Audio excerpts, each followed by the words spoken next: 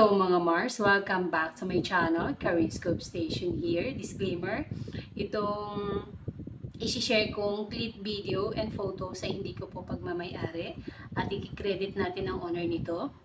Today is July 7, 2024 ay magaganap ang The Eddies o Entertainment Editors Award sa ceremonial hall ng Marriott Grand Hotel sa Newport World Resorts, Pasay City, 7 PM. So, nangyari na po ang ang ceremonial na to. At isa nga dito na nominado for Best Actress si Julia Montes, Catherine Bernardo, Charlie Dizon, Marian Rivera, Vilma Santos, Maricel Soriano. Nominado naman para sa pagka-Best Actor, Elijah Canlas, Dingdong Dantes, Cedric Juan, Piolo Pascual, Alden Richards, Romnick Sarmienta.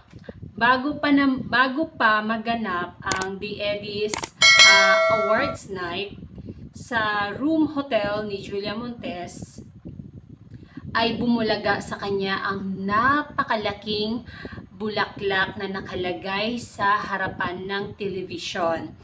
Pagpasok niya ng room hotel niya ay hindi niya ito napansin. Kaya sabi ng nagbibideo sa kanya na, bebe, tignan mo naman yung nasa likod mo. At sobrang nagulat si Julia Montes sa kanyang nakitang napakalaking bulaklak. At sobra siyang kinilig dito mga Mars. Yung bulaklak na yon ay bigay o padala ni Coco Martin para sa kanya.